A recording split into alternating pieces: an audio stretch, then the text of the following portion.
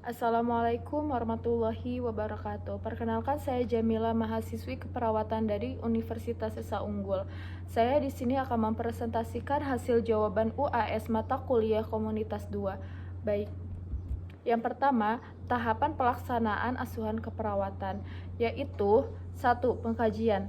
Pengkajian adalah upaya mengumpulkan data secara lengkap dan sistematis untuk dikaji dan dianalisis, sehingga masalah kesehatan dan keperawatan yang dihadapi pasien, baik fisik, mental, sosial, maupun spiritual dapat ditentukan.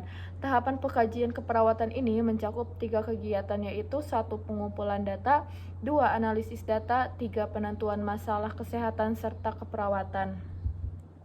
Yang kedua ada diagnosis keperawatan. Diagnosis keperawatan adalah suatu pernyataan yang menjelaskan respon manusia, status kesehatan, atau resiko perubahan pola dari individu atau kelompok, di mana perawat secara akuntabilitas dapat mengidentifikasi dan memberikan intervensi secara pasti untuk menjaga status kesehatan, menurunkan, membatasi, mencegah, dan merubah. Kemudian, perumusan diagnosa keperawatan meliputi dari hal sebagai berikut. Yang pertama, aktual, 2. Resiko, 3. Kemungkinan wellness, dan yang keempat ada sindrom. Kemudian yang ketiga ada perencanaan. Yang dimaksud dengan pengertian dan definisi rencana keperawatan adalah semua tindakan yang dilakukan oleh perawat untuk membantu pasien beralih dari status kesehatan saat ini ke status kesehatan yang diuraikan dalam hasil yang diharapkan. Kemudian yang keempat ada implementasi keperawatan. Implementasi keperawatan adalah merupakan inisiatif dari rencana tindakan untuk mencapai tujuan yang spesifik. Tahap pelaksanaan dimulai setelah rencana tindakan disusun dan ditunjukkan pada nursing orders untuk membantu klien mencapai tujuan yang diharapkan. Oleh karena itu, rencana tindakan yang spesifik dilaksanakan untuk memodifikasi faktor-faktor yang mempengaruhi masalah kesehatan klien. Tahapan implementasi keperawatan adalah sebagai berikut.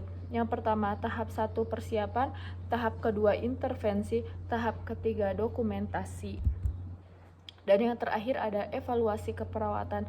Perencanaan evaluasi memuat kriteria keberhasilan proses dan keberhasilan tindakan keperawatan. Keberhasilan proses dapat dilihat dengan jalan membandingkan antara proses dengan pedoman atau rencana proses tersebut. Sedangkan keberhasilan tindakan dapat dilihat dengan membandingkan antara tingkat kemandirian pasien dalam kehidupan sehari-hari dan tingkat kemajuan kesehatan pasien. Dengan tujuan yang telah dirumuskan sebelumnya, terdapat 3 kemungkinan hasil evaluasi, yaitu yang pertama tujuan tercapai, yang kedua tujuan tercapai sebagian, dan yang ketiga tujuan tidak tercapai. Baik, jawaban soal nomor 2, model pengkajian community as partner. Yang pertama ada data inti, yang di dalamnya termasuk demografi, statistik vital, dan karakteristik penduduk seperti fisik, psikologi, sosial, perilaku. Dan yang kedua ada subsistem, yang di dalamnya ada lingkungan fisik, sistem kesehatan, ekonomi, keamanan dan transportasi, kebijakan dan pemerintahan, komunikasi, pendidikan, rekreasi. Dan yang ketiga ada persepsi.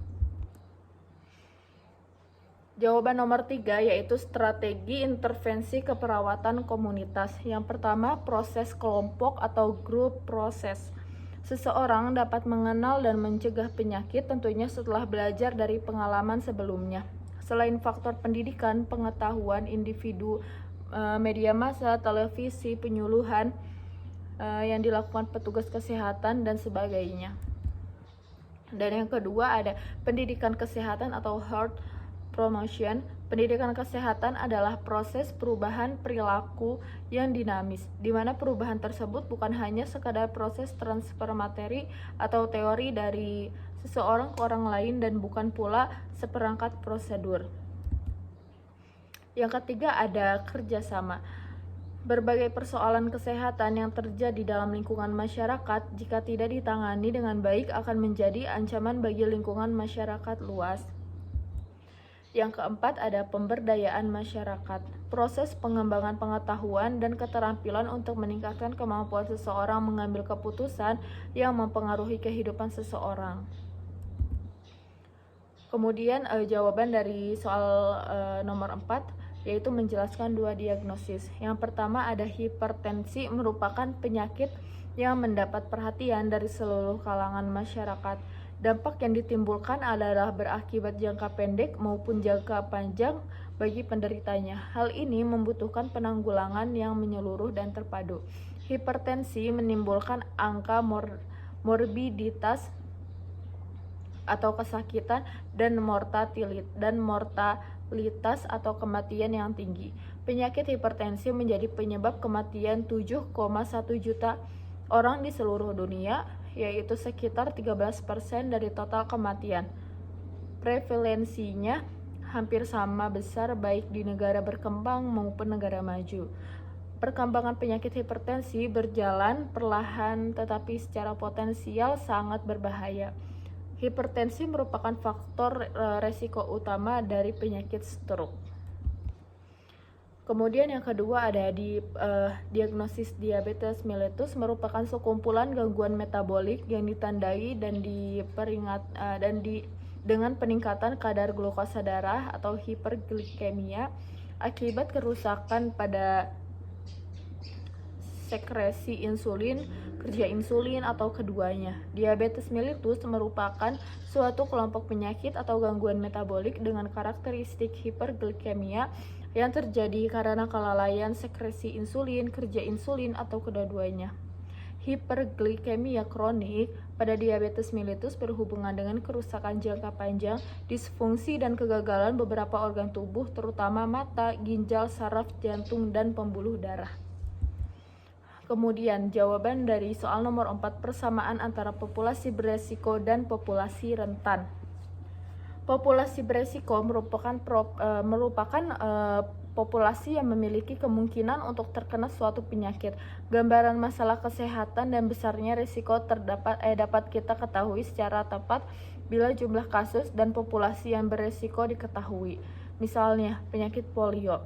Kemudian populasi rentan adalah bagian dari kelompok populasi yang memiliki kecenderungan lebih dan untuk mengalami masalah kesehatan sebagai akibat dari terpajannya terhadap resiko atau memperoleh hasil dari masalah kesehatan yang lebih buruk. Jadi persamaan dari populasi beresiko dan populasi rentan adalah populasi yang sama-sama memiliki resiko untuk terpapar penyakit lebih cepat, seperti itu. Baik, sekian jawaban yang bisa saya jelaskan. Mohon maaf jika banyak kekurangan. Wassalamualaikum warahmatullahi wabarakatuh.